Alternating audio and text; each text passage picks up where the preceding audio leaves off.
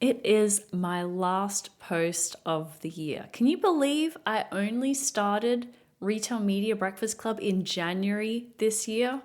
I can't. In fact, today I got a notice from my podcast hosting company that we have passed 50,000 podcast downloads. And sometimes when I go in and look at who's subscribing to my newsletter or following along on LinkedIn, my stomach kind of drops a little bit. There's all kinds of people reading this and tuning in. Who knew retail media could be so interesting to so many people and have the occasional dash of drama too? Today, in this last episode of the year, I'm going to share some of my personal lessons from this year. But first, I'm going to share a quick story about one of my favorite bands, Vampire Weekend. When Vampire Weekend first formed in the dorm rooms of Columbia University, Chris Thompson wasn't supposed to be the drummer. He was a guitarist in another band. He picked up the drumsticks when Vampire Weekend booked their first gig because they couldn't find another drummer, and he had never drummed before.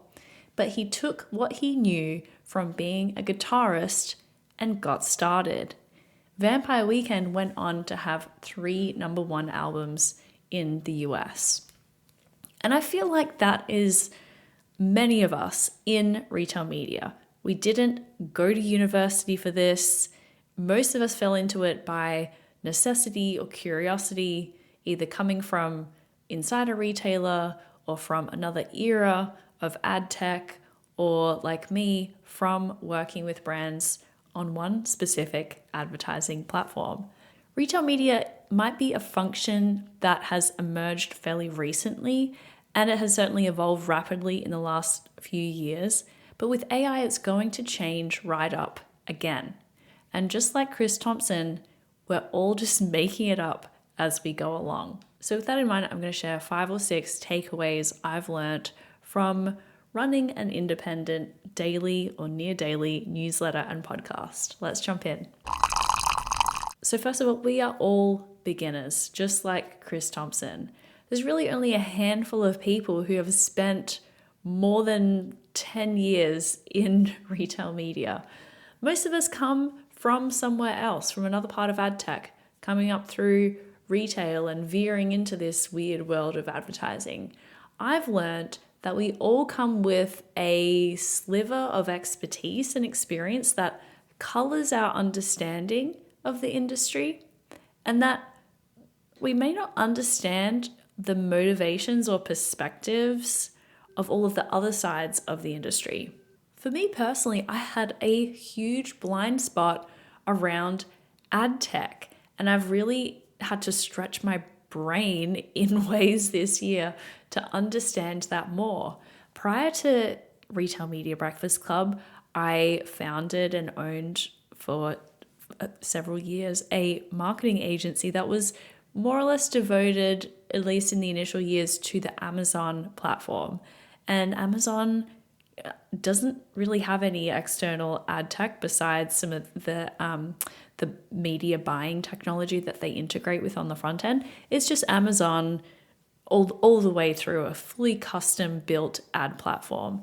So when I started to learn more about how other retailers had set up their technology ecosystem, I just felt like the first day of school learning about what is an SSP, what is an ad server, why are things set up differently, how does it really work with managed service versus self-service. It was a whole new paradigm for me. And I'll be honest, it took me a while to really wrap my head around it.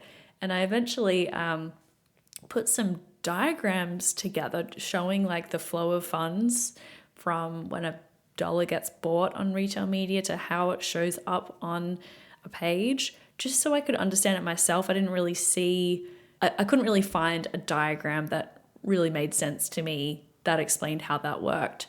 And even though I kind of felt like this might make me look a bit stupid or like a beginner, I just felt like, you know what? I am a beginner and I need to map this out. If I don't understand this, maybe there's other people out there that don't understand this as well. And I was honestly shocked the number of people who, even coming from ad tech or coming from places I thought, surely this person knows how everything works under the hood. A lot of people, it turns out, really didn't, or they kind of had to skip that elementary stage of understanding at a really high level how it all works. So that was really important for me to hear, because it finally made me realize, oh, we really don't necessarily understand the perspectives or incentives of all of the different people in this industry.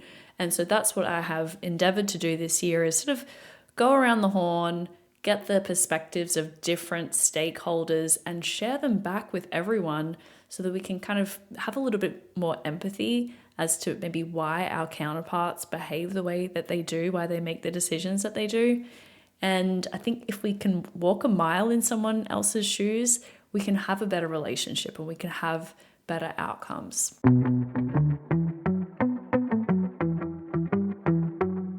Miracle Ads is the only retail media solution designed for both 1P and 3P marketplace brands.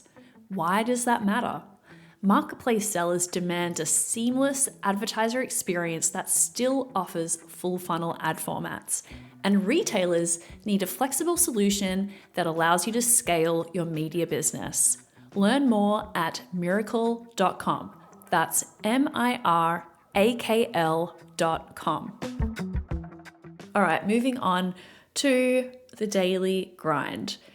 A lot of people make this comment, wow, it must be so difficult shipping a piece of content every day. And I have shifted down from 5 days a week to 4 days a week since the start of the year, because I found that not a whole lot of people were listening to the podcast or reading the newsletter on a Friday. So I just quietly shifted down to 4 days a week. But it is still really, really hard. It is as hard as it sounds. And to deal with that, I take 2 long breaks each year. So I'm just kind of sprinting for a few months at a time before I take a break. And I'm in fact coming up to my second break of the year. I'm going on vacation tomorrow, back to Australia for Christmas. And by the end of it, I get kind of sick of talking about all this stuff. Okay, there, I said it. As of right now, it's the day before my last day. I'm totally run down. I feel really sick, actually. I've just been in bed all day watching trashy television because my body is just putting up a real fight right now. But it is challenging. I have found personally this is a way for me to make this work. I really find what I do quite fulfilling. I love connecting with people about the industry and hearing their challenges and trying to make things not necessarily better and solving the world's problems, but helping people to feel heard and understood is very rewarding. But I do find I really need that break a couple of times a year. So that is a little bit about, I guess, knowing what my limits are, making sure that I can keep doing it for the long term. And that relates onto my third point, which is make the main thing the main thing. So people follow me for this daily content, and if that doesn't happen, I haven't fulfilled my promise and the whole thing falls down. So I have to protect my time, and I've had to say no to a whole bunch of things that sounded really fun and I would really like to do, but it would ultimately pull me away from putting content together every day, which is the whole sort of middle part of the flywheel. So, and that brings me on to a related point that I've learned this year, which is quantity is quality. Some of my articles take 8 hours to research, interview, thinking, and, putting in some mooching time as well to that. And some articles take 2 hours because I've planned my time very poorly and that's all I have to work with, and something has to go out the next day.